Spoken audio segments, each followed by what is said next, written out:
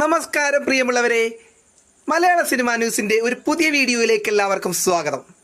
കഴിഞ്ഞ ദിവസം ഫെബ്രുവരി 14 അതായത് നമ്മുടെ വാലന്റൈൻസ് ഡേയുടെ അന്ന് 3 മലയാള സിനിമകൾ, 3 യങ്സ്റ്റേഴ്സ് നയിക്കുന്ന സിനിമകൾ റിലീസാവുകയുണ്ടായി.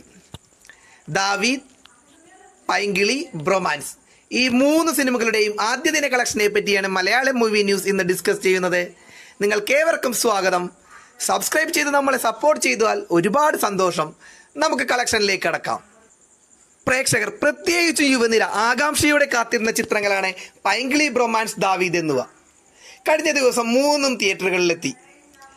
പുറത്തു വരുന്ന റിപ്പോർട്ട് പ്രകാരം ഏറ്റവും കൂടുതൽ കളക്ഷൻ നേടിയിരിക്കുന്നത് ആന്റണി വർഗീസ് ചിത്രമായ ദാവീദാണ്. 90 ലക്ഷം രൂപയാണ് സിനിമയുടെ ഓപ്പണിംഗ് ഗ്രോസ് കളക്ഷൻ. ലോകപ്രശസ്തനായ ഒരു ബോക്സറും കഥാനായകനായ ആഷിഖ് കപൂറും തമ്മിലുള്ള പോരാട്ടത്തിന്റെ കഥയാണ് ദാവീദ് പറയുന്നത്.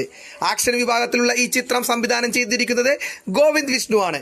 ലിജോ മോൾ, സൈജി കുറുപ്പ്, വിജയരാഘവൻ, കിച്ചു ടെലസ് തുടങ്ങിയവർ ഇതിൽ അഭിനയിച്ചിരിക്കുന്നു.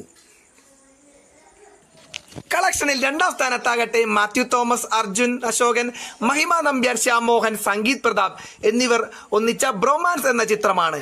70 ലക്ഷം രൂപയാണ് ചിത്രം ആദ്യ ദിനം നേടിയത്. അരുൺ ഡി ജോസ് ആണ് ചിത്രം സംവിധാനം ചെയ്തിരിക്കുന്നത്. കലാഭവൻ, ഷാജോൺ, ബിനു, പപ്പു എന്നിവരാണ് ചിത്രത്തിലെ മറ്റു താരങ്ങൾ. 3ാമത്തതായി വരുന്നത് നമ്മുടെ പൈങ്കിളി എന്ന സിനിമയുടെ ഓപ്പണിംഗ് കളക്ഷനെ പറ്റിയാണ്. അനശ്വര രാജനും സജിൻ ഗോപുവും, ജിസ്മ വിമലും, റോഷൻ ഷാനവാസ്, അബു സലിം, റിയാസ് ഖാൻ, സംവിധായകൻ ലിജോ ജോസ് പല്ലിശ്ശേരി, ചന്തു സലിംകുമാർ എന്നിവരാണ് ചിത്രത്തിലെ പ്രധാന താരങ്ങൾ. ജിത്തു മാധവന്റെ രചനയിൽ ശ്രീജിത്ത് ബാബുവാണ് ചിത്രം സംവിധാനം ചെയ്തിരിക്കുന്നത്. പൈങ്കിളി സിനിമയുടെ ഓപ്പണിംഗ് കളക്ഷൻ 60 ലക്ഷം രൂപയാണ്.